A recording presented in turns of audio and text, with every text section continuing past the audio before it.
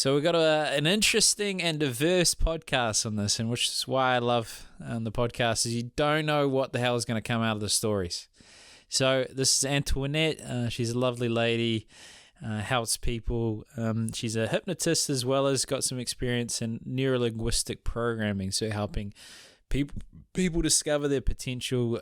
Key areas she helps with is, around anger issues as well as couples that need to reconnect. But the part that made it interesting is there's such a diverse story about how when she's a 17-year-old girl, she had snuck out and she started trying to learn how to fly, and she got qualified, and it was a big news because a young lady during that time in South Africa was quite a rarity to see that, as well as going into the scuba diving, and then then she hugged her orangutan, and then she worked with dolphins, and it's just such a interesting and diverse story with lots of swings and roundabouts. And it kicks off with us halfway through a conversation asking about my past and what led me to thinking a certain way. So that's enough rambling. If you haven't subscribed for the newsletter, team, what are you doing? It's free. It's everything together. I've got 2 podcasts. I'm not going to tell you what the other one is, so you can subscribe. And also there's a book. It's all in the link. If you want a bit of more information, reach out. If you want some help with your financial future, then let's have a chat. Come by our session. But that's enough about me. Let's kick into it. I think, so, the more you unravel, the more you learn. But I think, there was a key point in my development where, Mum left. So, oh my gosh. Yeah, she came back. But okay. my dad had a gambling problem, and he started spending Mum's life savings, and then she said was enough, and she got quite upset of the woman she changed, she became, because she was checking his pockets and stuff like that. So it was too much, so she left. She went to America when I was 4 for 6 months. And then she came back, found out I was really angry at preschool and I was fighting and stuff. So she took me to America with my sister. So then I was away from my dad for 18 months, and I saw him once. So I guess in those key development points, I didn't really understand why, I wasn't enough or why Mum left, is what I would think. You're absolutely right. Because, how can I say this? The subconscious mind remembers absolutely everything that we see, hear, experience. They now believe from the moment of conception, not even when you're a fetus or a baby. So those forming years, when you're really little, like you've just explained, will have an enormous impact.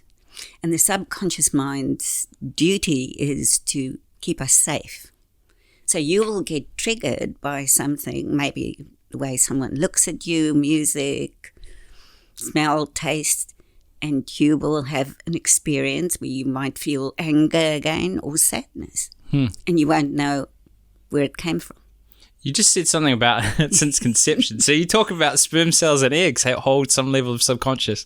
Can you elaborate on that? Because I've never heard that. Okay, because the reasoning behind it is that the subconscious mind controls all our bodily functions. We don't think about what happens to the coffee, or once you learn to walk, you walk, you know. And it, like I've said before, it needs to protect you at all times. Okay. So I suppose it's in the sense of the subconscious mind at that stage is unconscious processes that are happening, the egg will produce a certain type of chemical that will attract a certain type of sperm. I never thought of it as a subconscious. Yeah. Okay. All right. I'll give you that. Oh, it's not me. It's research. Yeah. I'd say heard. Okay. All right. So it's really interesting. And I work, especially with one-on-one clients, a lot. Look at me, I'm still nervous. Yeah, good. It's a good example. People get nervous all the time. And I have nothing against counselling. I think counsellors do an amazing job, but they work on a conscious level. And then these people come into me and they feel there's not been any change. And suddenly during hypnosis, I maybe do regression, where I take them back in time on a subconscious level, and that's where the healing starts. So, like, my understanding, so the counseling component, like psychoanalysis, they try to go to the subconsciously, but are you saying, because, I had this theory where the subconscious mind, is connected to visual components, it's not necessarily like a dialogue part, because that's the prefrontal cortex. Okay. So I'm wondering if, because you're going on a visual journey with clients, with hypnosis, that's why you think you provide more of a subconscious focus than what they might. Like, what makes you think you're more subconscious focused than what, like, a counselor could go to, Just from what I've learned and what my clients tell me, I work a lot with anger management specifically. Huh. Gosh, really? Wow. Okay. I've had people in my little room that I was pretty scared of at times. Yeah. But the results are amazing. Interesting. It really is amazing, because also I give physical exercises.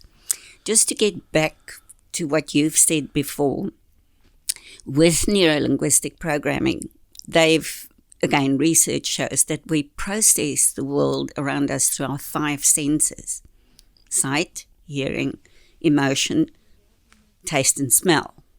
So you will get triggered by any of those. It's not just the memory. And most of my clients, when I ask what happened that you can remember that made you angry the first time, they would say to me, can't remember.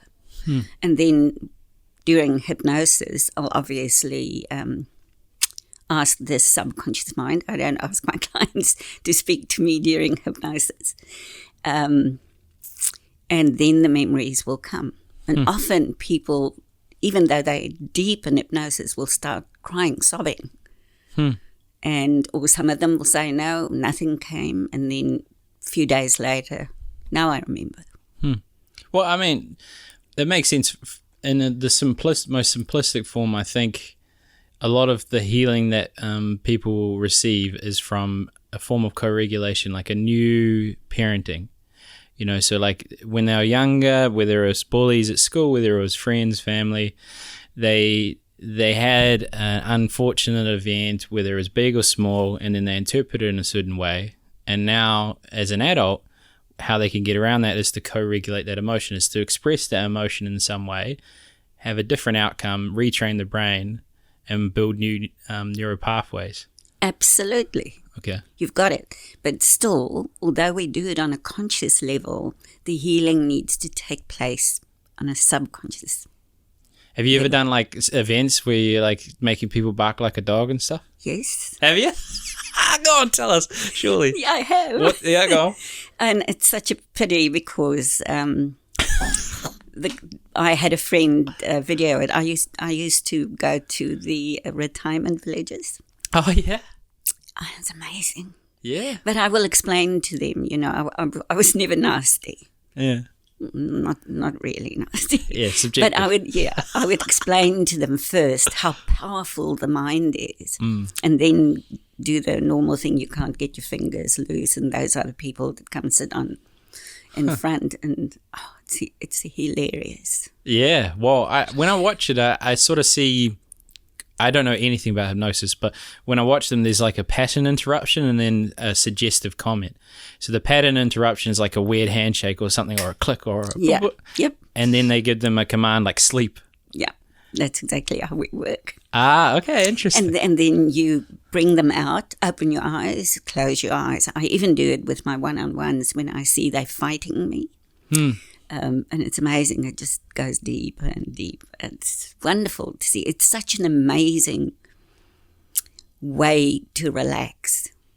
Yeah, and you're doing well because there's a phone ringing while you're talking, so you're staying relaxed and locked in.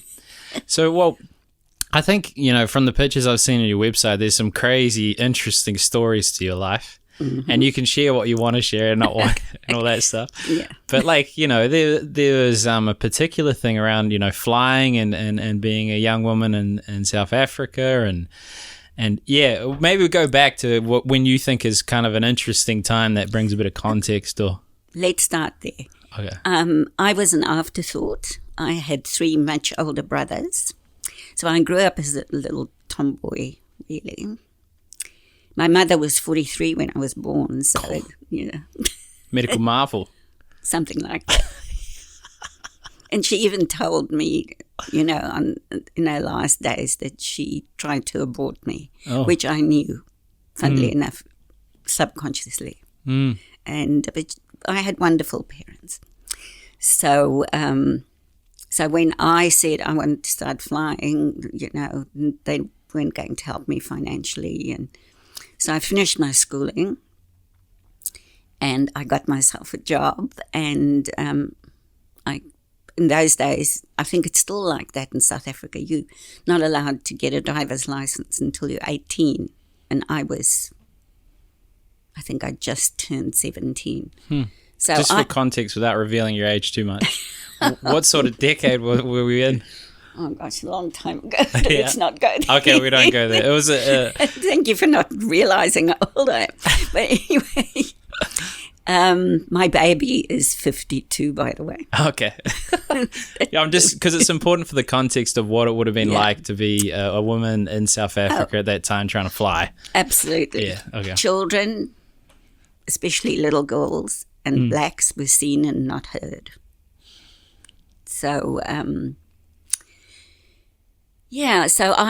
because I couldn't drive a car, I often used to climb through the window at 4 o'clock in the morning, and it's crazy when I look back, and walk through for miles in the dark with a torch with grass taller than myself. There's snakes in South Africa and bad people. But I was so focused, and I really just wanted to get my pilot's license.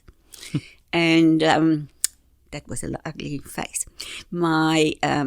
So when my parents realized that I did that, my dad said, no, he will make sure that I can go to the airfield.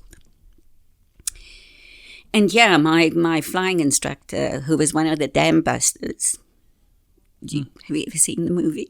No, I was just going to hope it unfolds as you talk, but I have no idea what you're talking about. Long story short, he is the one that called the press. Oh, yeah? And said, listen, I'm still shy, but I was extremely shy. It doesn't look like that on that photograph, but I was.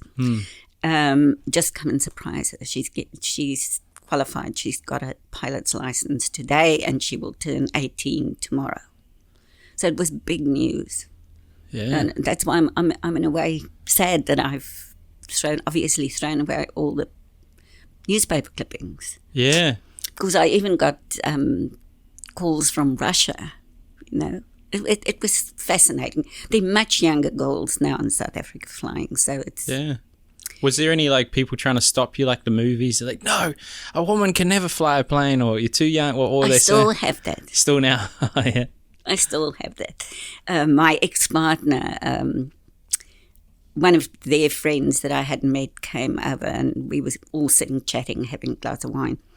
And he's a pilot, and we started talking about flying, and I flew the tiger moth, and my ex-partner got so angry with me. He said, don't talk about that. That's how you would treat it. Tiger moth's the type of plane, is it? I know nothing. Biplane, yeah. It's open cockpit. Open cockpit, okay. And double wings. I've got a photograph of one. What could you do on it? Let's... Oh, aerobatics and... Yeah. It was an amazing time in my life. Wow. And the first day I went gliding, I met my ex-husband, and we had our own glider, so we had lots of fun. Yeah. Do you reckon now, if we got, global warming took over and you needed to get out of New Zealand because it's an island and find some mountain, do you reckon you could grab a plane and fly it now and just sort of wing it? I think so, because the subconscious doesn't forget anything. Yeah, okay. I'd love to go for a flight again. I'd actually love to go up in a tiger moth. Huh. Well, if anyone's listening, yeah, they've got a tiger moth. Please, let's take Antoinette. Wow. Was there any other interesting stories when you were younger as well? Yeah, I also desperately wanted to go scuba diving, and there were very few women doing that. But I became a scuba diver, and I'm very grateful for it, because I've dived in the most exquisite places in the world. I'm grateful. Constantly I go back and I think, because of my NLP, I write workshops for companies, and I got contracted into Malaysia and ended up in Borneo. And man, it was a dream come true from so many years. So that's one of the things that I teach my clients, even when I do a workshop now. What are your dreams? What do you really want? And I'm actually asking you, what do you really want for your life? Me? Okay. Yes. Well, I mean, similar to you, I've done everything I ever wanted around the, adventurous side. I traveled around the world, lived in a tent, didn't work for years, just did anything. Drugs, girls, craziness, all that stuff. You might not want them at your side, but that's what I was doing.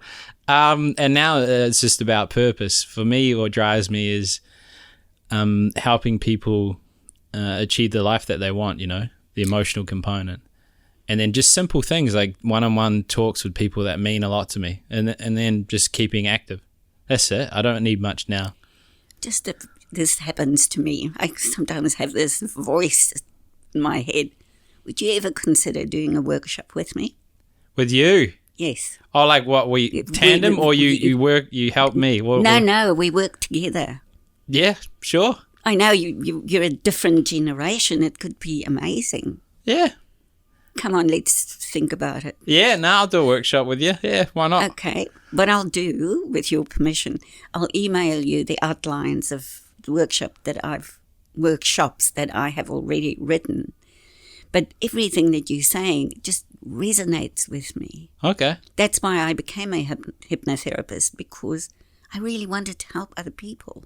Okay, cool. Well, I didn't expect this, but yeah, we're rolling with it. Come on. Yeah, I just say yes and work it out later. Yeah, can you imagine, with your enthusiasm and your knowledge and what you're doing? It works, makes sense. It can work. I'm not just, when I stand there, I go, well, I'm an oldie, I've had lots of lives. But here is someone that's literally living life now. Yes. And we speak the same language. Yeah, well, it's a good balance. Like, for example, my business associate, Greg, he's 68. Mm-hmm. So he's done 3 decades of advisory work. Mm-hmm. And that combination, I'm like, he's a captain on the engine. And so he directs us off the rocks and it's like making sure we go in the right direction. And I'm just, rolling. Amazing. Well, if I had money, I would invest with you guys. Oh, well, look at that, eh? I'm serious. Yeah, gosh, I've gone through some interesting times. Yeah. Another interesting thing that happened in my life, and I so wish I can resurrect it again.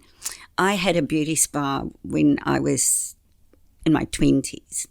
And I was working really... Such a random life you've got. Yeah, okay, that's why I say I've lived lots of lives.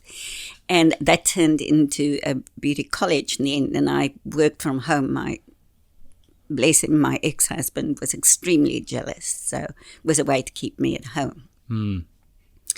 And because my hands aren't the biggest, I really got exhausted from body massages.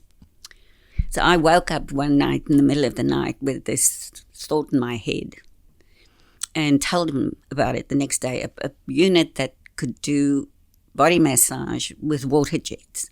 And he thought it was crazy. And then the universe steps in and we get this engineer come to our place we've just built that was an inventor. And he sort of invented autoclaves for hospitals and things like that. Autoclaves? Autoclaves, steamers. Steamers? Yeah, okay. But it's a long time ago now. Yeah, what is this? What do you need a steamer in a hospital? Is it clean stuff? To sterilize. Ah, that makes sense. Okay, I'm with you now. Yep. And just, he stayed for lunch and randomly I told him about it, and I can remember my ex saying, oh, don't worry him about that nonsense. So he left. He was in Cape Town, where he lived near Johannesburg. And 2 days later, he called me and he said, please send me the drawings that you have in your head. I think you've got an amazing idea. And again, it's just the way life works. I'm sure you've experienced the same thing. I was getting a business license, and the person that was helping me was a lawyer. And I don't even know why I told him about it. And he said, no, you do not send any pictures of drawings. And he picked up his phone and he... Took it. No, he called his secretary and he booked a flight for me to go to Cape Town and the next day, and I did. Oh. And a lot of shouldn't be going. But, and so we went to a patent lawyer and a non-disclosure form was signed. But Mr. Weideman, the engineer, built the first prototype for me, and it worked like a dream. It was so good. And then he came to me later and he said, let's create a washing unit for bedridden patients. So we did develop that. Can't work you out at all. Yeah, go on, keep going. Yeah. Long story short, I got divorced and lots of little intricate things happened. And there was a brochure of the washing unit that ended up on the lap of someone flying from New York to somewhere else. And they contacted me, and they were Canadian, and said they would like to come talk to me about licensing. So I licensed them. And I got royalties for a number of years, which helped me put my girls through uni. And I traveled the world helping to promote. And then the one partner sold out to a public company. And this guy only paid royalties for a year and then said, she's a single woman, she lives in Cape Town, let her sue me. So it died after that. And that's many years ago. And everybody at that stage was saying to me, this is so amazing, but it's before its time. So I'd love to find an investor and let's resurrect it, especially with COVID. Resurrect it? Wow. Yeah. Okay. Yeah. I mean, would innovation not have outpaced it now, or is it still just something that hasn't been thought of? Oh, gosh, no. I think it would be amazing. Yeah. Keep going. Especially with COVID, because, you know, the idea behind it was the patients lifted from the bed onto the trolley that goes into the washing unit like a car wash. I think it was one of the ministers in Canada at a launch said to me, oh my gosh, it's a human car wash. Okay, so, Can they push, like, you're going to have to explain this one. So there's this person in a hospital. They need to be, well, you might got to be careful. Someone might steal this idea again, you know, and not give you any sort of shout out. So you make the call. So you're a patient, you're in your bed and you need to be washed. And you push a button, it lifts you out, or someone else lifts you into the car wash, or in those days, obviously the nurses did, but it wasn't backbreaking like putting a paralyzed person into a tub. Okay. So, and they did a lot of research for a year. The specialists worked with it in a paraplegic hospital. Yeah. And what they found is there were no more bed sores. So you go on and it sprays you with mist, and then the thing comes down and starts spinning. What? I'm not going to give you any more information. Okay, no more. Find an investor and we'll work on it together. Come, I'm serious. I know you are. I'm not interested because I don't like that stuff. Like I just like people. People talk about multitask. I think you're just doing things half as good. So I focus on what I'm good at and let us go. But okay, it will remain a secret. So any listeners, you know. Mm-hmm. Don't steal it. No. Okay, so, well, just, whether you want to talk about this or not, but I've come across a lot of men and women, especially, the Johnny Depp case and the Amber Heard discussion. Mm-hmm. Do you have any advice for, like, people that find themselves in a relationship that's, abusive, but they stay in it out of the cycle, they backwards rationalize, so say that the person does something good, then they look back favorably all the bad things, or maybe their confidence is so low and the person keeps reinforcing that so they don't feel confident to leave. Like, is there something that you would... I've been there. Yeah. I know exactly why most probably men and women stay, because the person that's the bully will water down your self-confidence in a way that you don't even realize that it's happening until You're so low that you can't pick yourself up. And I hear it so often. Oh, but I love him. Or, oh, I love her. How can you love someone if you don't have respect for that person anymore?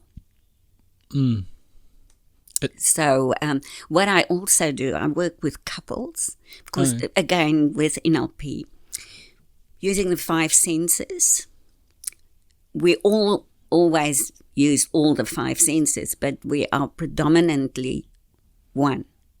So you most probably very kinesthetic. You feel first. Oh, okay. Yep. And then you can be visual. The next one, where you see things, very clearly. Or auditory. I think, just a little bit that we've spoken, I think you kinesthetic auditory. That's why you're so obviously good at what you're doing. Thank you. Because you listen and you hear. So with couples very often, they don't speak the language that the other person can understand. A visual person will switch off between 3 to 5 words in a sentence unless you are showing him or her pictures or speak visual language. And men tend to be more visual, but not always. Yeah. Well, I was actually recently talking to a client, and we were going through the written component of the financial advice, and it wasn't landing. And so I asked them, like, how do you learn? And they were saying, like, oh, very visually. So we went down, and he's a very gifted individual in what he does. But as soon as we started talking about paper and, words, it was confusing. And so he explained to me a certain infrastructure in the office using visual cues. Yes. So I was like, oh, crap. Okay, I got to explain it like this as opposed to. And often they don't even know that they are that visual. It's really interesting, when I ask couples that are going through problems to come and sit on my little couch and just talk to one another, and I just observe. What kind of problem? Like the anger, intimacy, all sorts? All sorts. Huh. See a trend? You see a trend of common? Yeah. It's just that, often women would say, oh, my husband never listens to me. The poor bloke can't hear her because it starts scrambling in the head. And I worked with a couple a number of years ago, and they were about to split up. Both of them very fiery people.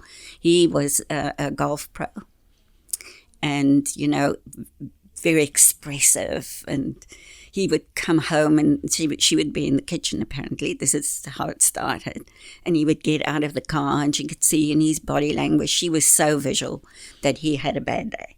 And then the first thing that he says when he comes in with that voice, because he was auditory and kinesthetic, he would say, oh, and immediately she would get her back up. And before dinner, they would be in a fight, and she would be storming off, and because she can't hear him.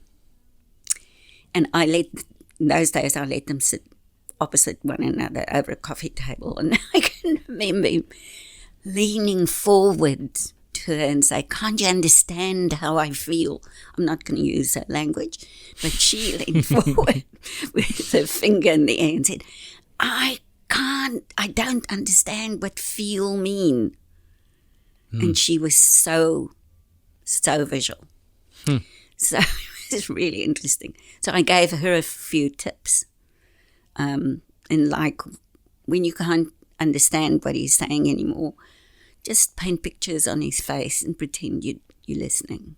Make him Mickey Mouse, give him a pilot's moustache, like in the old days. Don't laugh, and don't ever tell him. I never heard that. Okay, interesting. And they're still together. Very much in love. Yeah, well, I've heard of love languages and stuff, but actually thinking about how the person can receive the information is quite new. Like I do that professionally, but sort of, as you say, I intuitively try and feel my way through a conversation to see where they're at and I'll try and adjust so it makes sense. But to actually, I think that is quite useful in a relationship, especially when it's a high stakes conversation or stressful, to have sort of like a blueprint. Do you have like ways to recognize what that person might be learning, like as a partnership, what they can think about? Absolutely. And I will, a person that's kinesthetic will talk about feelings more often. Okay. They'll use the word feelings. A person that's visual they often make very good accountants, architects, because they're visual. Mechanics, for that matter. Accountants? That's a... Yeah. They Okay. stare at the computer all day long. I was like, oh, numbers. I thought they'd be... Okay. So... Interesting. Yeah, it's fascinating study. I'll send you more information, or when you come sit in the chair, I'll give you Yeah, some a session and workshop. You're a hustler, aren't you?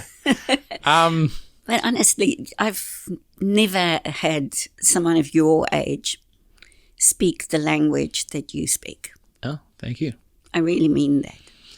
Yeah, cheers. It's it's my obsession. I think I sort of view experience as repetition. So I walk down the street and I'll obsessively think about the way people are moving, the emotions on their face, how I fit into that space. Or like I'll walk into a room and it's really overwhelming. It's like I can feel sort of where they're at, like an interpretation, and you don't know. My heart bleeds for you. I'm exactly the same. It can be exhausting. Yeah. I'll walk even into a cafe or a restaurant and I'll go, oh no, and I'll know exactly where it's coming from. Yeah, the most valuable thing I've ever learned is like meditation, because then I can steer the ship. Because I sort of see anxiety as like a snowball. So once it starts, it's quite hard to rein back in. But if you can recognize the moment when it's about to unfold, and then anchor yourself, similar to how you said at the start, anchor yourself to your breath and observe your thoughts without judgment. And then it doesn't take off as much. Absolutely. I've got a very simple exercise that I give my clients. Oh, yeah. I always ask them, where in your body do you feel it when it starts? And they all go, oh, in my chest. No, it starts in the pit of the stomach. But it moves up from there into the chest so quickly, because you know what it's like on the motorway. It happened to me this morning. Someone suddenly swerves in front of your car and you go, So you hold your breath.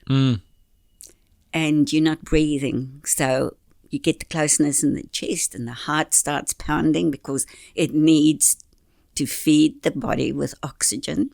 And because you're not breathing, it then goes into the neck. And then you're in full fight or flight. And it can happen very quickly. So what I say to them, the moment that you feel it, force yourself to breathe. Breathe out first, like you said earlier, thank you to me. And then take a deep breath in and count backwards from 10 to 1. Because we're giving the conscious mind something else to think about. And as you breathe out, you say, I'm calm, I'm relaxed, and I'm in control of this situation. You can say it in your own mind. Nobody needs to know. Anchor yourself, whatever anchor you want to do. Yeah. And then you keep on doing it until you feel calm. Yeah. Well, it's funny. It's a brilliant exercise. I believe you. I think, I was actually talking, one of our flatmates is moving out because he wants to go try to see what it's like to be a Hare Krishna monk. So Okay. he's kind of going I call it a halfway house. It's not that, but it's like a pre-house to the monk house. How amazing. Oh, it's fascinating. Yeah. And what the Hare Krishna do is they say the sacred words and they have a bead that they focus on. And once you said the sequence of words, you move to the next bead. And whether it's that meditation or artwork, or whether it's, a sportsman that's suddenly so enthralled and in the moment, the common thread is that there's an external focus. So then people think, don't think of pink elephant. Like they try to think their way out of thinking instead of focusing. Conscious mind again. Yeah, give your conscious mind something to look at. Yeah. That's a good point. Well, do you not? Because another valuable thing is the interpretation that you add to the thought itself. So the anchoring's good. I find it challenging when the thought will come. If I don't acknowledge it and I just focus on the anchoring, it's harder than if I try and find the... Okay. We need to do a workshop together. It's really interesting. I've had people that could not drive on the motorway. The moment it's fascinating how our minds work. It just brings back a memory of a young man. I'm from Orewa. I was in Whangaparoa in those days, and I don't know whether you know, but you go over the bridge and then you get onto the motorway. Okay. I don't, but yep. Keep going. It's not a bridge, but it is. Yeah. You'll have to come and see it. And he got this amazing job at the warehouse, but he would have to drive throughout the country. And he was in total panic. And I struggled to find the trigger for him, because he couldn't remember anything. And he was great. He went deep into hypnosis when we did sessions. And the one day we were talking about flying for some unknown reason. And he said, I stopped an hour before I got my license. And I went, why? And apparently he was flying from, what's the one in South Auckland? Oh, you're asking the wrong person. Okay, but anyway. South Auckland. From that airfield. And he didn't see the plane that landed just before him because the plane was just below. So he had to put the plane down next to the runway and nothing happened, but the instructor saw it and came over to him and said, you could have cost us thousands of dollars. So he never went back to flying. And the moment he said that, I said to him, what do you see when you come over that little ridge before you go? You can't break it, don't worry. No, I know, but people just heard a noise. My Italian hands. So you're coming over the bridge, it reminds them of something. Yeah. You see the planes landing at North Shore. I mean, we've got the trigger. And I did the hypnosis for that. So is the component of hypnosis finding the trigger event so they can feel it in a new way? Is that the gist, or what leads to healing? Especially when I do regression and I take the person back during hypnosis. Yeah. Is that they can observe. You're not that person anymore. You're not the 4-year-old. But when we get triggered, we become the child. Or the person that was raped, or whatever the situation is. Yeah. But on a conscious level. But when you work with it subconsciously and you sitting here and you're looking at an event as though it's a movie and there's no emotion involved, there's no meaning, then it dulls. Then you can actually take a giant step forward into pushing your energy into something more positive. Yeah. Well, it makes sense. It seems to be the thread across a lot of the therapies, even PTSD. They find with post-traumatic stress disorder that meditation causes more harm than good at times because you're invoking the emotion without actually trying to rectify what caused it. But that seems, from what I can gather without going too much into the different types of therapies, it is just a common thread of how do we re-experience this traumatic event in a healthier way. Absolutely. Again, it brings back a memory of years ago. This young man came to me. He was in his early 30s. And he suddenly couldn't sleep anymore. The moment he was falling asleep, it would be like someone pressing on his chest and you can't breathe. And, so the whole night would go like that. And he also he was lovely, but struggled to have a good relationship with anybody. So I always ask about childhood, and that's why I just honor you that you spoke so easily about it.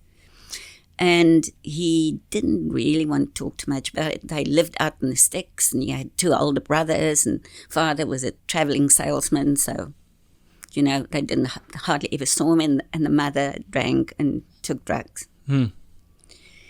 And I was doing regression with him, and but he's deep in hypnosis, he's like, and he just starts sobbing and sobbing. So I brought him out of hypnosis. I thought, oh my gosh, what have I triggered?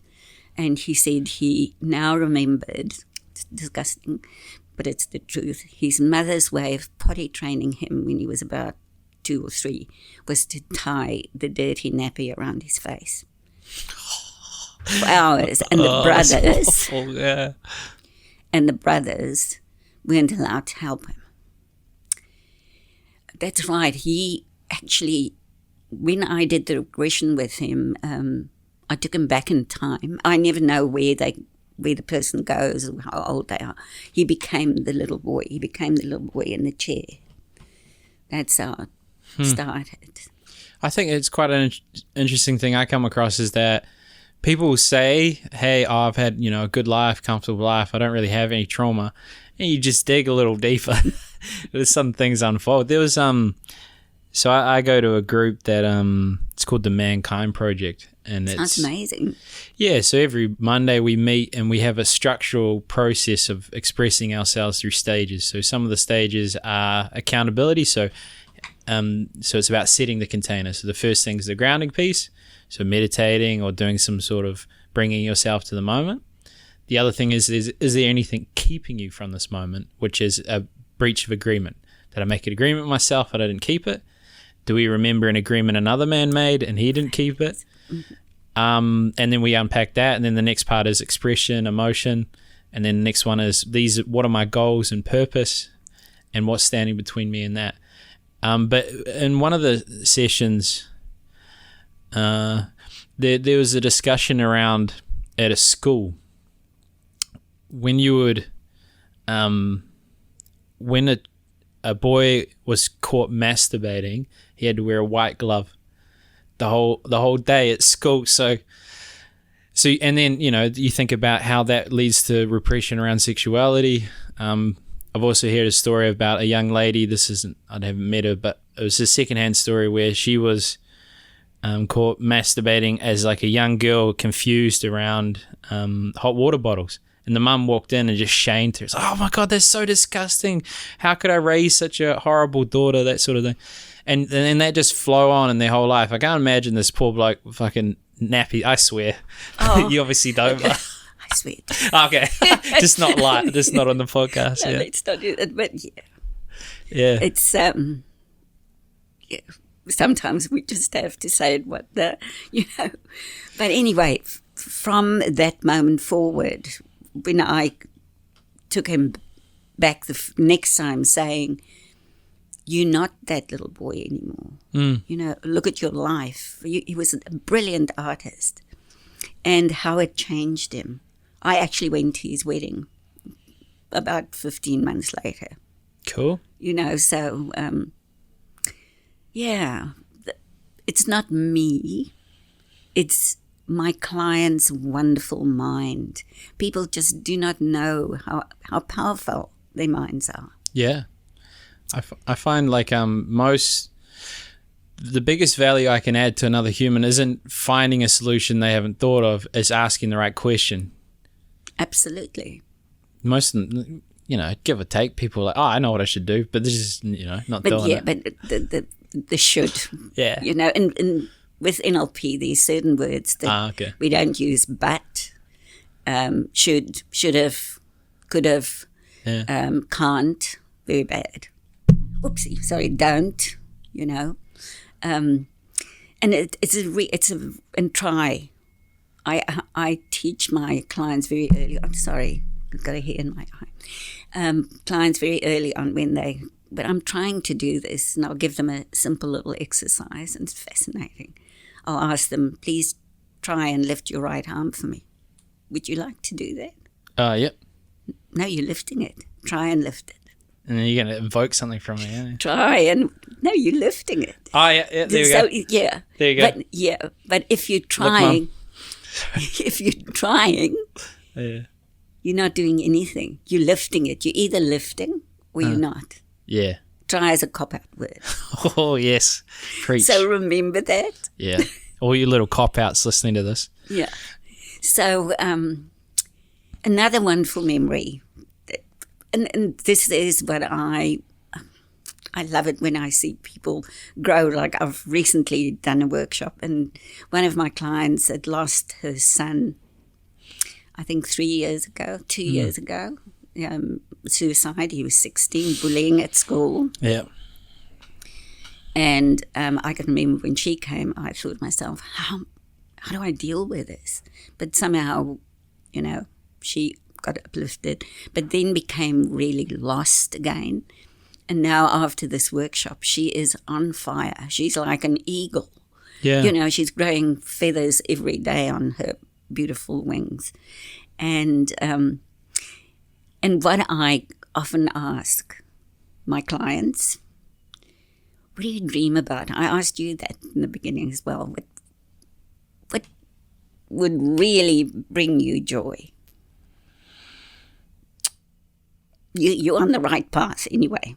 Yeah, I mean, it's as simple as the person that I'm with, I feel in some way there's been a light turned on. There's been a meaningful change in the way they approach life.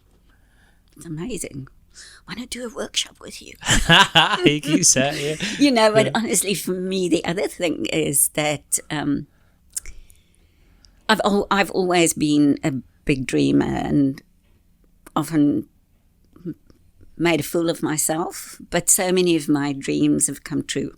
We lived, like I said, near Johannesburg, and I was absolutely crazy about dolphins. I studied everything that I could, and I think in a way that's how my love for the brain started, because they are so intelligent. Yeah. And I used to tell everybody, one day I'm going to work with dolphins, and they would make fun of me. Oh, really? Were you going to keep them? In the pool? Puffed up. I had to get divorced, moved to Australia, to Perth, and the first newspaper that landed on my doorstep was a photograph of this gorgeous young hunk kissing a dolphin, saying that the dolphinarium will be opening in 2 weeks' time. So I called him. And I said, I'm a scuba diver. I'm crazy about dolphins. I'd really love to come and work. And he said, come out. Come, my dad's the curator. Come. We're looking for more people.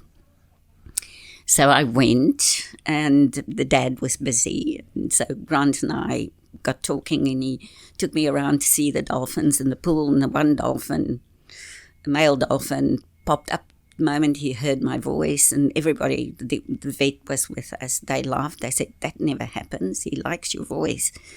And long story short, I didn't get the job because my hands, the father said, no, you won't cut up raw fish. I would have. But anyway. Yeah. But Grant and I became really good mates. So during the week, I would be in the pool with him, training the dolphins and working with the dolphins. Dream come true. Wow. Is that like rheumatoid or something? What's wrong with the hands? No, it's just small, and that is South African. You didn't do anything in South Africa. Yeah. Wow. So, okay. So that's one of the dreams. It's like my flying dream. Okay. So what do you dream about? It's what else do you want? I also always said, I want to go and see the orangutans, and I was teased about that. So how do you think you're going to get there? When I got the contract in Malaysia, they were rolling me out to the other factory the following week. And something went wrong with a big cement company. And so the general manager came to me. They were wonderful. And he said to me, we can fly you back to New Zealand, but we do want you back. Or where else in Malaysia do you want to go to? And I said, I want to go to Borneo. And he said, okay. I stayed in this 5-star resort. I wasn't allowed to pay for a glass of water. And I actually held a little baby orangutan in my arms. So. Wow. Dream wildly. Well, apparently, yeah. What we got? Yeah, one of the younger. I don't know if did you find out if you were one of the youngest female pilots, or is it a big thing, or is just? No, it was in those days. Yeah, so you were one of the youngest. Yeah, and in my scuba diving, because there were so few girls, the men put me through my paces. I always had to dive a little bit deeper when I was free diving. I was really fit, but yeah. Wow. Okay, that's quite a life. Interesting. Well, and now I brought this. You brought something. Okay. Yeah, it's just interesting to have a look at it. I got a contract in the States. It's just a few little photographs. Doing smoking cessation and weight loss in the Midwest. So this is what it looked like. Yeah, I'll show it to the camera. I'll look at it. That's my friend that I stayed with. And can't really see it. Okay. But there's one, we were in a blizzard and we would get these people. This is what you walked into, very angry people. Can you see? Yeah, a lot of crossed arms. Don't want to stop smoking, but I'm here, So we would do mass hypnosis. And it was just amazing. That was my first blizzard. Oh, yeah. So it's amazing thinking about it because that was a dream as well. I wanted to go and work in America for a little bit. I'm glad I'd live here, not there. Jeez. Okay. Well, we'll come into a close here, but that's a very colourful existence. I thought I've had a colourful existence, but dolphins and orangutans, I think you won that one. But you're young still. Yeah, I've got time. You can go and do that if you want to. I'll be a modern day whale rider, I'll surf a humpback. Well, I was a kayak guide, and we used to try and find dolphins and whales, so that was cool. Well, as we wrap this up, what would be, like, if people wanted to find you, wanted help, like, where do they go, or what sort of things do you help with, the sales pitch? Okay. Have a crack. Well, they can go to my website, yep, which is www.purepotential.co.nz, or email me on info@purepotential. I work with so many different issues, a lot of anxiety and, like I said, anger management. It's interesting. With COVID, when we had our first lockdown, I was like, now the world will come together and there will be more kindness. It's just turned the other way. So there's a lot of anger. Yeah. Like I said, I work with couples and I do workshops. Okay, cool. So if you're angry, listening to my voice, reach out. And this workshop, or if you're feeling, Stuck. disconnected, stuck, confused, not living up to your pure potential. That's where the name came from. Makes sense. Well, I'll put it in the description, so if people want to click it. But thank you for coming. Oh, thank you for having me. I was so nervous. I'm better now. But Yeah. I don't know why. Well, you did well. We did a whole podcast.